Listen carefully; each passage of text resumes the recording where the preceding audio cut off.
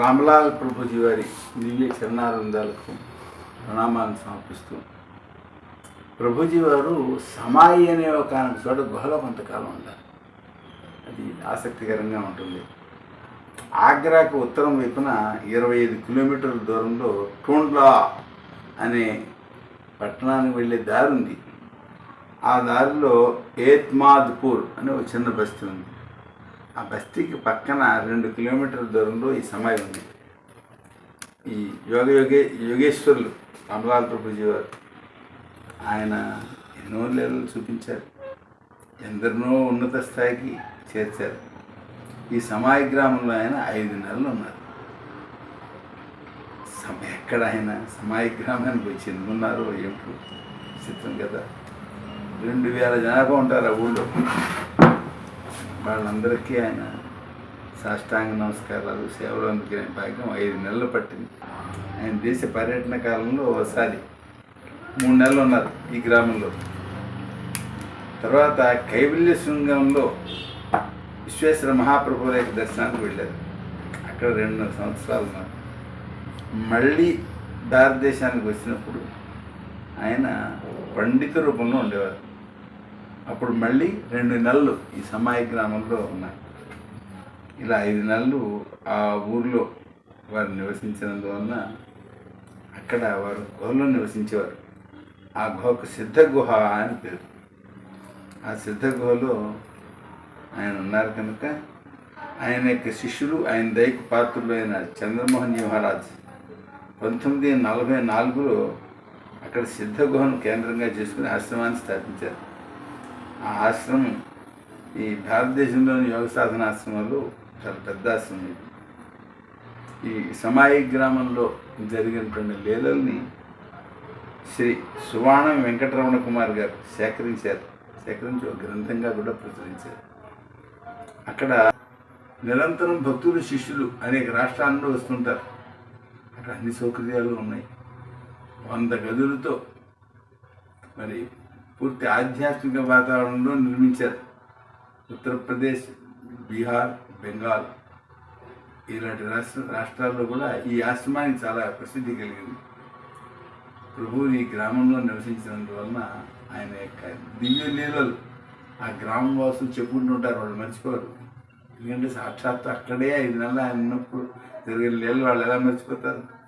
25 సంవత్సరాల తర్వాత శ్రీ చంద్రమోహన్ జీ మహారాజ్ వెళ్ళారు. అప్పుడు కూడా ఆ గ్రామవాసులు ఆశ్రమ నిర్మాణానికి చేదోడు వాదోడుగా ఉండి ఎంతో సహకరించారు. కృష్ణ భక్తులకు బృందావనం చాలా గొప్పది కదా.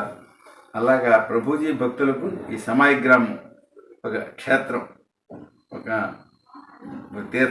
తీర్థయాత్రకు అనుగుణమైన ప్రదేశం అన్నమాట.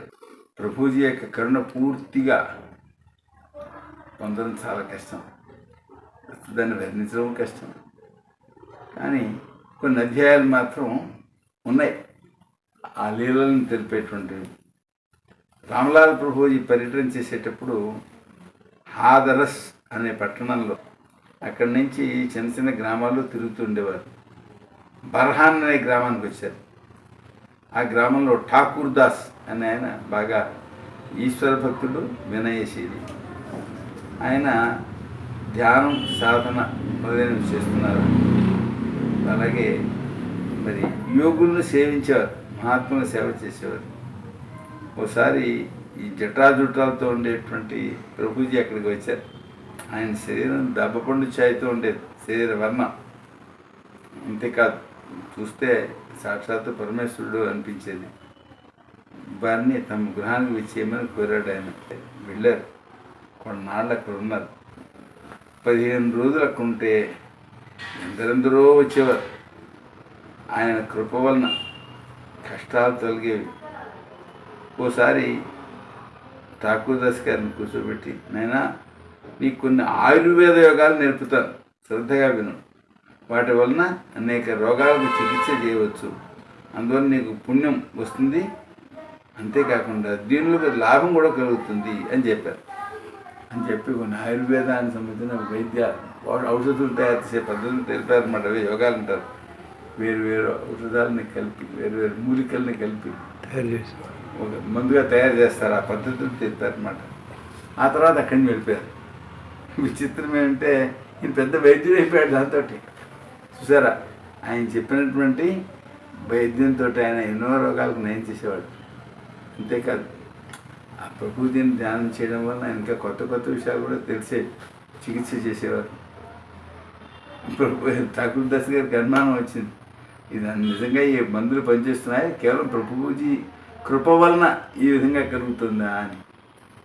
ఏమండి, అన్ని జ్ఞానాలు పరమేశ్వరుడి నుండే వస్తాయి కనుక పరమేశ్వరుని ధ్యానం చేస్తే ఏ విషయానికి సంబంధించిన జ్ఞానమైనా బుద్ధిలో కలుగుతుంది. అయితే వీడి యొక్క శక్తి సాధన ఎంత ఉందో, అర్హత ఎంత ఉందో దానికి అనుగుణంగా ఆ జ్ఞానం కలుగుతూ ఉంటుంది. ప్రభువుల ఉపదేశం ద్వారా వారి కృపగా ఆయుర్వేదాన్ని పొందాడు. ఆయనకు కొత్త కొత్త విషయాలు స్ఫురిస్తూ ఉండేవి. ఠాకూర్ దాస్ గారు శీఘ్రకాలంలో గొప్ప వైద్యులుగా ప్రసిద్ధి పొందారు. వారి ఇల్లు అన్ని విధాల ధనధాన్యాలతో తోలుతూగుతూ ఉండేది. వారి తర్వాత వారి పుత్రపోతులు కూడా ఆ గ్రామంలోకి వచ్చి ఆ గ్రామంలోనే వైద్యం చేస్తూ చాలా ప్రసిద్ధి పొందారు. అంటే ఆయుర్వేద వైద్యులు అక్కడ తయారయ్యారన్నమాట. ఇది ప్రభుజీ యొక్క కొత్త కోణం. ఆయన ఒక యోగి అని మనకి తెలుసు. యోగే కాదు, గొప్ప ఆయుర్వేద వైద్యులు కూడా, గొప్ప జ్యోతిష్కులు కూడా. ప్రభువులు బర్హాన్లో కొంతకాలం ఉన్నాక అక్కడి నుంచి సమాయి వచ్చారు. ఆ గ్రామంలో లాలా ప్యారీలాల్ అని ఆయన ఉండేవారు. గొప్ప భక్తులు, ఎప్పుడు పుణ్యకార్యాలు చేస్తుండేవారు. ఆయన ఎక్కడ సత్సంగం జరిగినా సరే అక్కడికి వెళ్ళేవారు. పరమేశ్వరుని యొక్క సుగుణాల గురించి వినేవారు. ఏ మహాత్ములు ఆ గ్రామ సమీపానికి వచ్చినా వారి దర్శనం చేసుకుని వారి సత్సంగంలో కొంతకాలం గడుపుతూ ఉండేవారు.